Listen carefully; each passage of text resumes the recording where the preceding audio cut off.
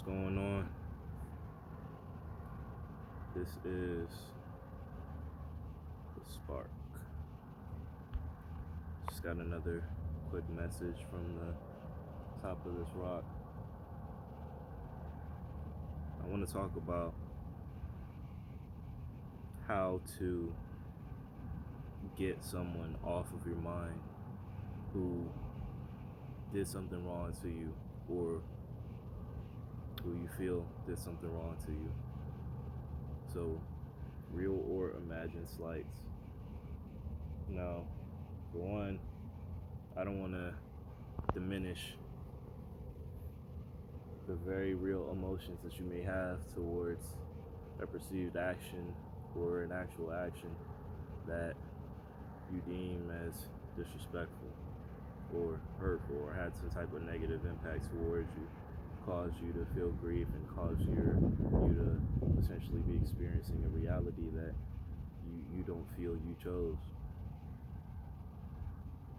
I'm not saying that those experiences or those emotions aren't real. They are.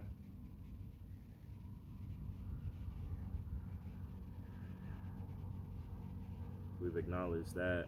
Now, the question is whether or not you're going to let the reality of that emotion or the reality of those experiences continue to paint what you're creating moving forward. If you like where you are, then good to go. Keep thinking those thoughts and feeling those emotions and reliving that experiences and seeking revenge, plotting the downfall of others.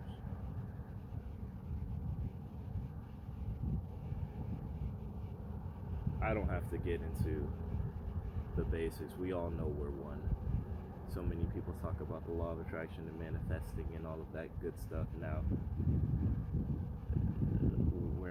we're past the 101. So let's talk about the things that we actually deal with. And this is one of them.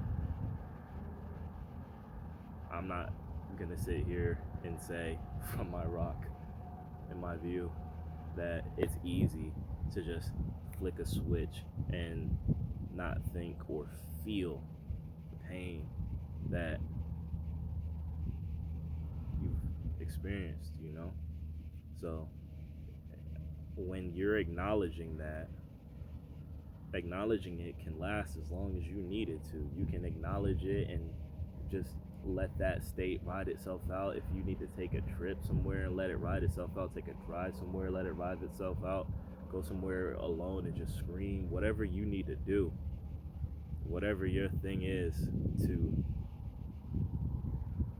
let that emotion just break loose. But understand that it has to be that, and there has to be an endpoint to it. You feel me?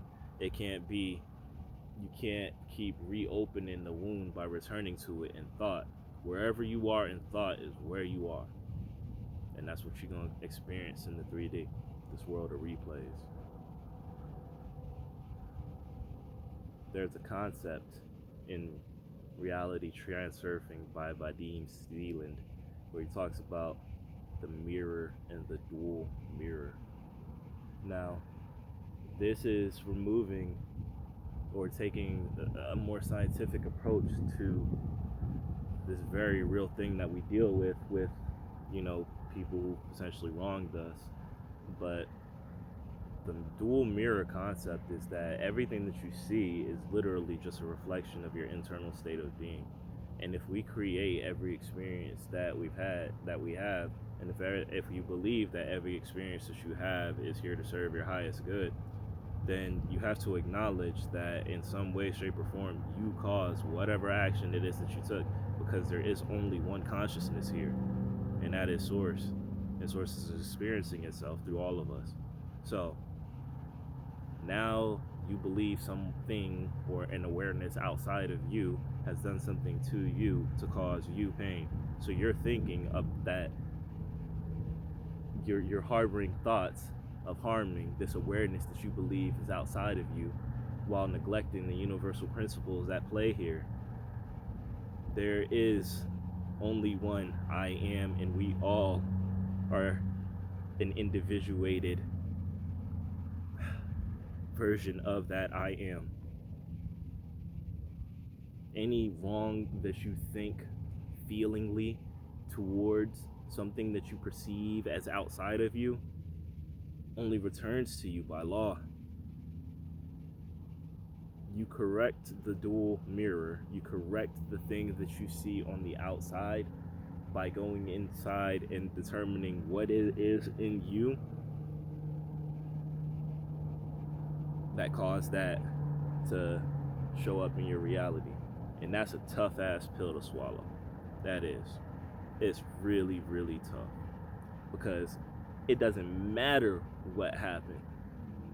Taking this approach forces you to eat it. And I'm not saying that there aren't situations where some people are just assholes and it may seem like they have it out for you. But that doesn't mean that you can't remove yourself from the situation. Perhaps the asshole in that job is there to show you that you're bigger than this, that you should be doing more than this, that your income, it should be at least 10x this. What are you doing? Maybe you feel so silly because you've been acting silly. And it's time to make a change. You can only make that change by acknowledging that you're creating your reality, right? And then going inside and determining what actions are you repeating and how can you change that to make a difference in your life. Understand that when you perceive something outside of you as having harmed you and you acknowledge that pain from outside of you, and now you're resonating at the frequency of that pain, maintaining and sustaining that pain by just giving it your energy. That's how you stay locked in these situations, locked in this job for years, just playing tit for tat, going back and forth with the same people until you see them get promoted up and out and they're doing something different. And now guess what? Somebody else comes in and you're doing the same thing, going tit for tat with that next person until you look up and it's 15 years have been gone by. And your dreams, you don't even remember them. Look, I just want to share whatever lessons I learned as I transurf to my ideal reality, the highest expression of me. It's tough. And there's a lot of principles. It's very, very simple. Yes, it's very, very simple. It's so simple a kid can understand it, and it's easier for a kid to understand it. But when you start looking at all of the structures that we've built, the thought creations that we've added names to that have now become independent, conscious entities on their own, that now have their own will and are slowly but surely gaining control, or projecting a belief that they have control. It looks challenging if you're looking outside of you. But understand, more and more of us are waking up. And in my mind, I see it as like each of us is like a node, just when our light shines brighter because we've awakened. When people see us, they can't help but get infected by it. They want to know what it is, and that curiosity will lead them into the people, places, and situations that they need to get to their ascension. It's important that we all play our part and do the things that we need to do to heal and to grow. That's the only way that we all heal and grow, is by seeing the person next to you do it and just see them perform something that you thought was a miracle until you realize there are no miracles, just higher levels of understanding, and then you go out and seek the knowledge that you need so that you can perform your own so-called miracles. Don't get caught up going tit for tat in a low frequency. Understand, the things that you see and perceive as outside of you are happening in your reality because of an internal state or a mental state that you've chosen to inhabit. It's just that, a mental state. You may have slipped into it aware or unaware, but just as easily as you slipped into it, you can slip out of it. Find things that are triggers for different mental states for you, and be aware of when your mental state shifts. It could be a scent that just puts you in an elevated mood. When you're trying and doing things to pull your energy away from an individual specifically that says like wronged you or something like that, that's a good tool.